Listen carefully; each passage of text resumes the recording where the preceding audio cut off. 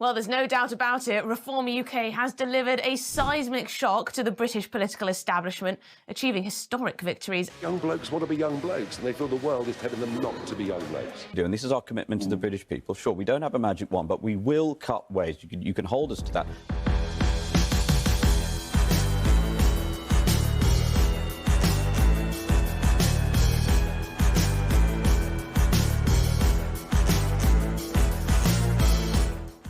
Britain's next Prime Minister, not Labour, not the Tories, Nigel Farage's Reform UK rocketed from 128 to 677 council seats in a single night.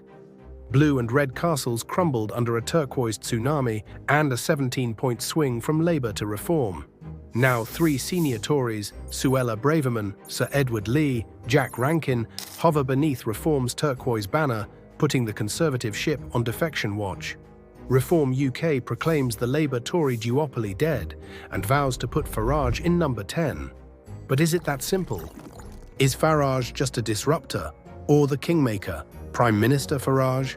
Power never concedes easily. But Reform's rise is forcing Britain's hand. Ignore them at your peril. As The Guardian puts it, Faragism's rise isn't a surge of enthusiasm. It's exhaustion with 2 parties failing to offer vision, justice, or renewal.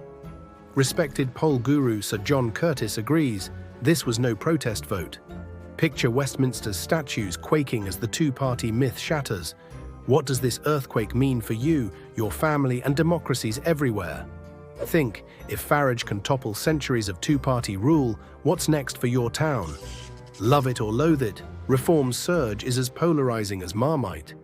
Stick around to see how it happened, why it matters, and what comes next. This is Macaverse, where we connect the dots.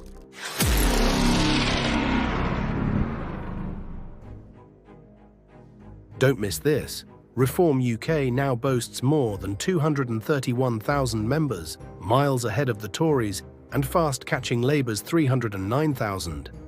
At this pace, Reform UK could eclipse Labour membership before the next general election, fueling a grassroots takeover. Membership fuels grassroots power, funding, and local legitimacy. The engine that turns votes into seats. A surge in members signals a seismic shift in who really drives British politics. Reform has weaponized dissatisfaction at the local level, building armies of activists in shires and small towns. They've borrowed Trump's playbook: mass membership drives, hyper-targeted outreach, and turnkey local branches. Local government isn't a sideshow. Councils run schools, roads, set council tax, bins, social and youth services, every service that shapes your day. Meanwhile, Labour and the Tories, while still dominant, languish with shrinking bases. Stick around, next we'll meet the man at the centre of this surge. But first, tell us, is membership the new measure of political muscle? For yes, for no.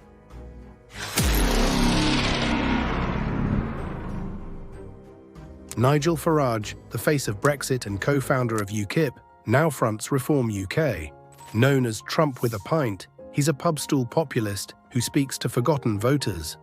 In 1981, an English teacher wrote to Farage's school headmaster, warning about alleged fascist and racist views, accusing him of neo-fascist sympathies and singing Hitler youth songs. Farage later insisted, "Any accusation that I was ever involved in far-right politics is utterly untrue."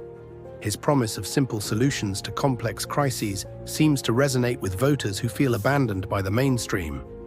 Underestimating him cost the Tories dearly in 2019, and now he's repurposed that playbook for local elections. Could Labour be the next target of Faragism? Beneath the cheers and viral clips lies a darker truth. Let's rip off the mask, pull back the curtain. Coming up, an undercover exposé on the poison beneath Reform UK's polished veneer.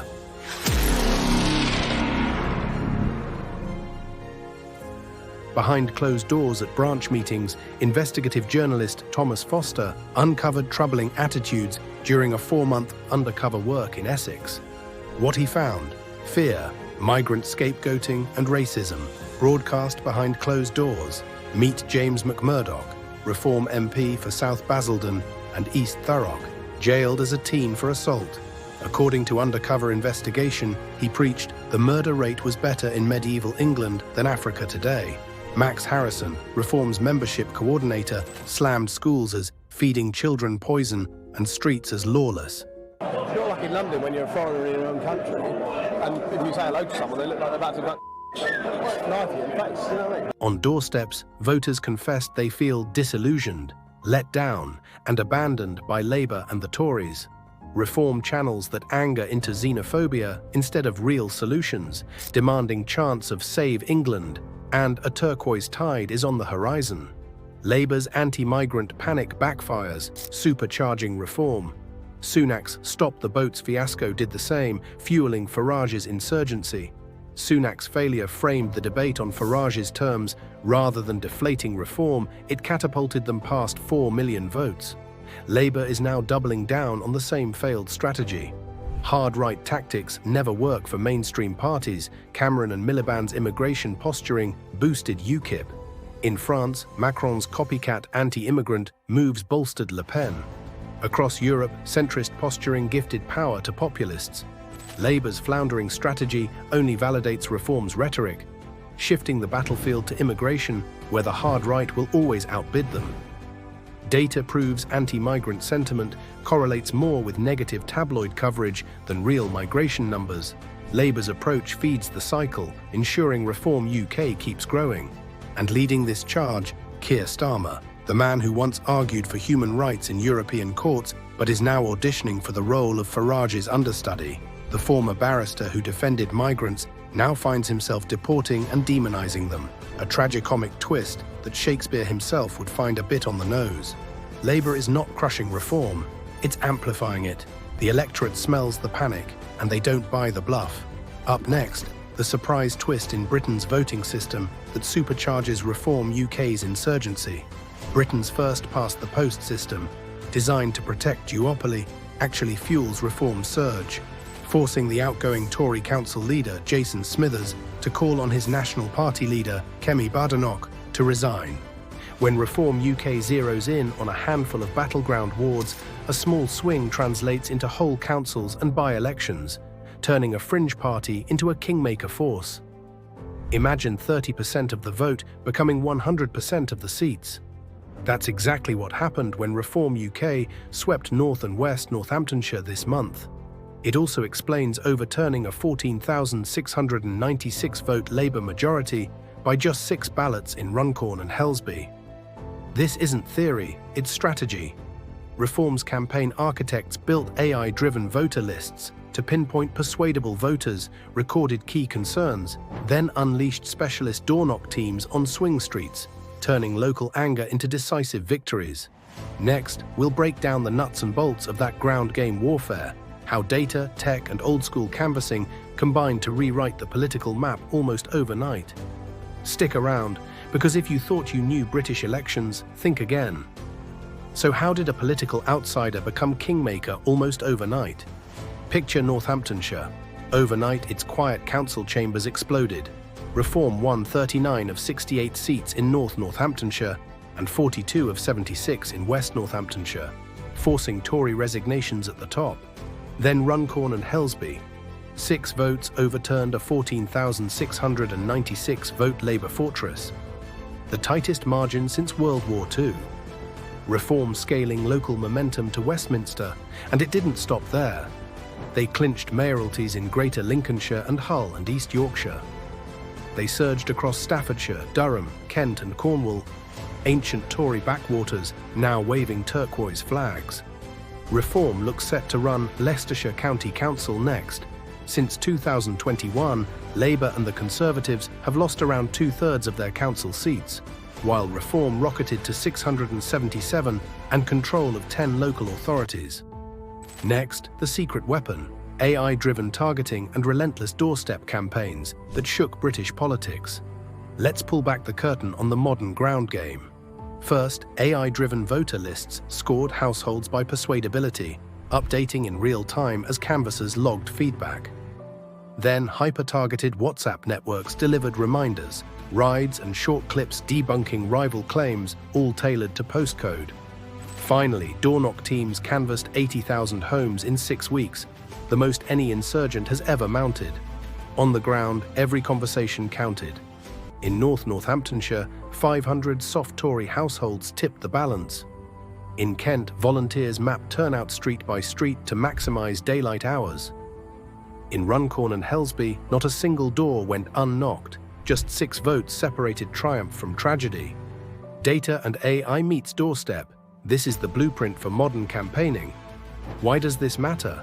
While Labour and the Tories debated big policy, Reform UK mastered micro-targeting, meeting voters where they live, addressing everyday frustrations, and offering a clear alternative. Fed up with both parties? Here's your real choice. This wave isn't just British. From Brothers of Italy to Germany's AfD, hard-right movements are surging across Europe. In the United States, ICE and free speech crackdowns fuel populist anger. In Hungary, Orban's Stop Soros laws muzzle civil society. In France, Marine Le Pen's national rally solidifies its gains. Brothers of Italy under Giorgia Meloni storm to 28%. AfD tops 20% in Germany. Analysis shows Reform UK's success is strongest among Brexit and Boris Johnson voters, mirroring losses in former Labour strongholds like Doncaster and County Durham. Meanwhile, Liberal Democrats and Greens make gains elsewhere, suggesting Reform's surge appeals to a particular disillusioned base. But how will Reform govern? Agitation is one thing, governing is another. Reform UK's council agenda has 5 headline policies. 1. A Department of Government Efficiency, DOGE, to slash civil service roles and red tape. Critics warn of expertise loss and service crises. 2. An office-only mandate banning remote work. Unison says it kills flexibility, while Reform's own job ads still list remote positions. 3. A flag ban allowing only the Union Jack, St George's Cross and county flags. Councillors argue it erases local identity and offends solidarity values. 4. Firing diversity officers. Education unions say this breaches the Equality Act and stunts real inclusion work. 5. Merging county and district councils. Experts warn of higher costs, IT headaches and diluted accountability. 6. Rural tax relief via inheritance tax cuts and subsidised farming. Critics note benefits skew to large landowners. Next up, voices from the ground. Sue, a council worker. Forcing everyone back to the office risks losing experienced people. A Kent diversity officer. Who will stand up for unheard voices if these roles go? Pauline in Kent. Flags should reflect everyone in our town. David, a Lincolnshire smallholder.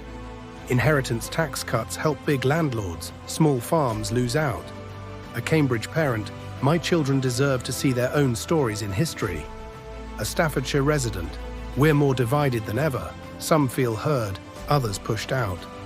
Across England, these voices reveal one truth. Policy meets people, and real lives are at stake. So, after the dust settles, what does this political earthquake mean for Britain and democracy itself? Reform UK's council blitz, the Liberal Democrat and Green surges. Europe's hard right wave and US authoritarianism aren't isolated tremors. They're aftershocks in a global populist movement. BBC data shows Reform UK leading nationally, and even senior Tory and Labour figures bracing for Farage in number 10. Keir Starmer sarcastically is please keep doing what you're doing, and the message that can be made now. This isn't a hiccup, it's a generational change. The two-party myth lies in ruins. Voter fragmentation has peaked, and the war of ideas is up for grabs. Reform has pulled the debate to the hard right. Reform sympathisers see overdue change and English renewal. Others see gridlock, lost rights, and a dangerous lurch to the hard right. Global lessons, what's possible? In Budapest, dissent is silenced, alarming. In Poland, child benefit expansion boosted maternal employment by 8%, positive. In Germany, community policing cut crime by 12%, innovative. In Taiwan, 400,000 citizens co-drafted 26 laws. Proof civic coalitions renew democracy. 3 ways you can make a difference. 1. Stay informed, watch your local council, read the minutes, see who's steering your future. 2. Engage locally, volunteer, join forums, speak up at council sessions. 3rd, vote consciously. reward transparency, competence, and pluralism. Democracy isn't a spectator sport, it's our collective journey. By holding leaders to account and working alongside our neighbours, we become architects of renewal, not victims of upheaval. Is reform a sophisticated version of fringe groups or a genuine democratic reset? Are we witnessing a fairer democracy or the start of instability and bigotry? Drop a fire emoji for hope and smash the bell to stay informed. Comment below, what do you make of reform's meteoric rise? Is it the result of Labour and Conservative failures or part of a global hard-right lurch, or both? Subscribe to Macaverse for more deep dives, because at Macaverse, we don't just report the news, we connect the dots across headlines, geopolitics, tech, and hope. Thanks for watching. Stay curious, stay informed, and stay involved.